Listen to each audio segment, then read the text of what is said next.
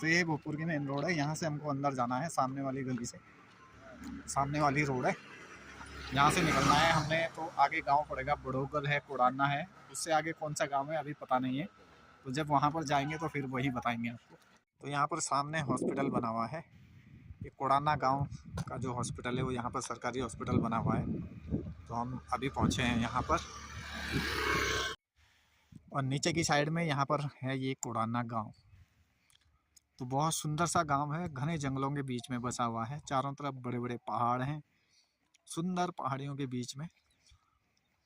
वो सामने कौन सा गांव दिख रहा है भाई, ये तो पता नहीं, ये नरेंद्र नगर है शायद, सामने चोटी पर वो नरेंद्र नगर दिख रहा है।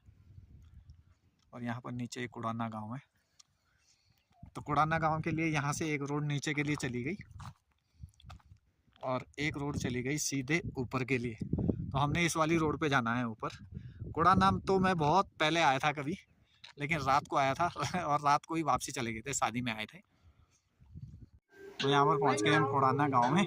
यहाँ के देखिए पुराने मकान कितने सुंदर दिखाई दे रहे हैं भाई, ये बहुत टाइम बाद दिखाया ये ऐसे पुराना मकान के माध्यम से जो भी भगवत की आवाज सुन पा रहे हैं, बहुत टाइम बाद देखा है। सभी से निवेदन है, लगभग अब ऐसे मकान कहीं दिखाई नहीं देते हैं पुराने डिजाइन वाले। तो यहाँ पर चल रही है भागवत कथा। तो श्रीमद् भागवत कथा में हम भी आए हैं आज, आनंद लेते हुए अपने अंतःकरण को पावन बनाए। कुछ ही क्षणों में हमारे बीच यत्र पातमहं वन्दे परमानंद माधवम् वक्रतुंड महाकाय कोटि गंगा तरंग रमणीय जटा कलापम् गौरी निरंतर विभूषित वाम भागम् आबदी की मन भावनी आबदी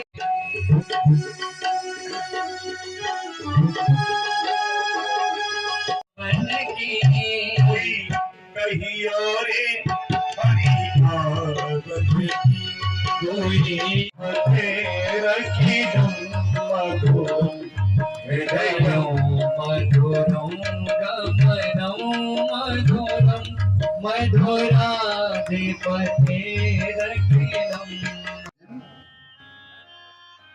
एक बार क्या हुआ कि देवासुर संग्राम में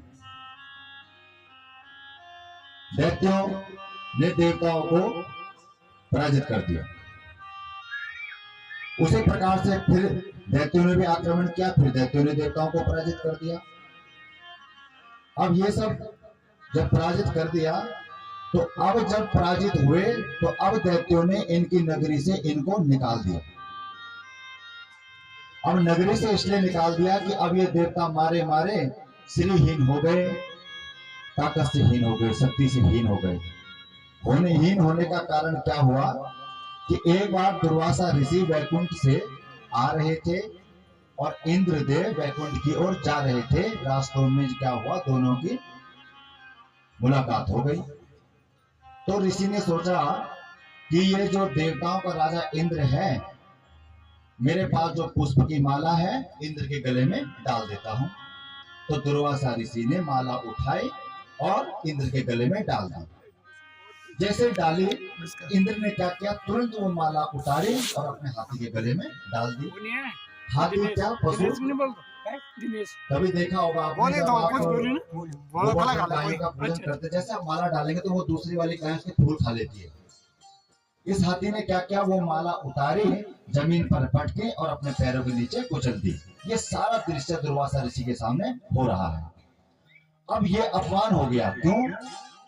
कभी संतों का दिया हुआ प्रसाद थोड़ी देर तो अपने गले में रखता, लेकिन इसने क्या किया, तुरंत उतारा और हाथी के वहां डाल दिया। दुर्वासा ऋषि ने श्राप दे दिया, जा तूने इस माला का अपमान, केवल पुष्प की माला समझ करके अपमान करता है, जा तू शक्ति से हीन हो जा। तो जब ये शक्ति से हीन हो गया तो अब इसके पास ताकत नहीं रही। जब दैत्यों ने आक्रमण किया तो इंद्रपुरी से इसको भगा दिया। अब ये बेचारा मारा मारा क्या करे क्या करे, तो ब्रह्मा जी के पास गए और ब्रह्मा जी के पास कहा कि हे ब्रह्मन, हम तो अपने नगर से ही भगा दिए गए हैं, बताइए क्या करें। तब ब्रह्मा जी ने कहा कि देखो मैं तो कुछ नहीं कर सकता, लेकिन इसका उपाय तो हमें स्वयं भगवान नारायण ही बताएंगे। ये सारे सब देवता लोग मिलकर के चले गए भगवान विष्णु के पास। जब वहां सामने के जो पहाड़ है वहां पर देखिए नरेंद्र नगर कैसे दिखाई दे रहा है, एकदम छोटा सा शहर, जबकि नरेंद्र नगर बहुत बड़ा शहर है। सामने बड़े बड़े रिजॉर्ट जो दिख रहे हैं ना वो चोटी पर बने हुए हैं। तो ये जो सामने का रूट दिखाई दे रहा है ना, चारधाम वाला रूट है, और ये पहाड़ियों से घूमता हुआ निकलता है सीधे।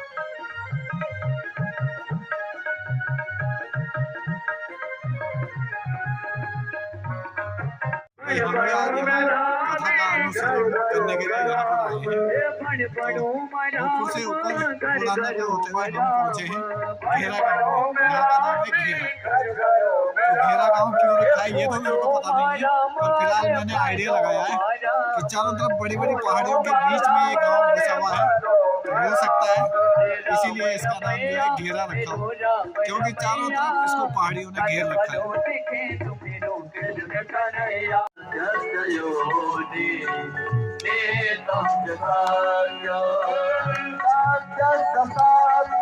तो यहाँ पे जो है कृष्ण भगवान को अब डोंगरी में बिठा के ले जाएंगे वसुदेव जी। अभी चल रहा है कार्यक्रम। आवाज आई, उसके पश्चात क्या हुआ?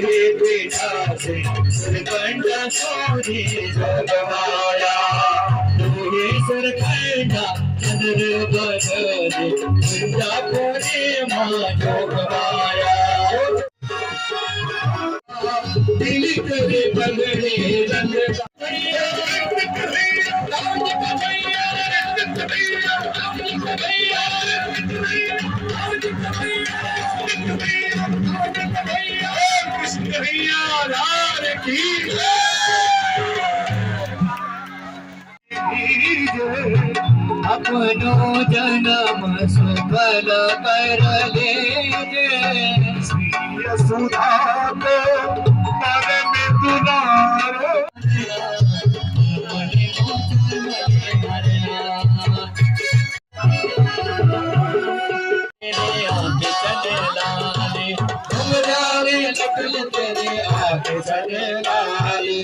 चलो भैया भागवत निपट गई है, पूरी कथा आराम से बैठ के सुनिए। उसके बाद प्रसाद भी लिया है, प्रसाद लेकर के हम निकल रहे हैं अपने घर के लिए, क्योंकि यहाँ से हमारे घर की दूरी काफ़ी दूर है, तो इसलिए काफ़ी लेट हो गया है, अंधेरा अंधेरा सा होने लग गया है यहाँ पर अभी। तो अभी निकलने में हमें काफ़ी टाइम लग जाएगा घर पहुँचने में। तो चलिए दोस्तों, मिलते हैं आपसे अगले व्लॉग में। तब तक के लिए आप सभी लोगों का बहुत बहुत धन्यवाद।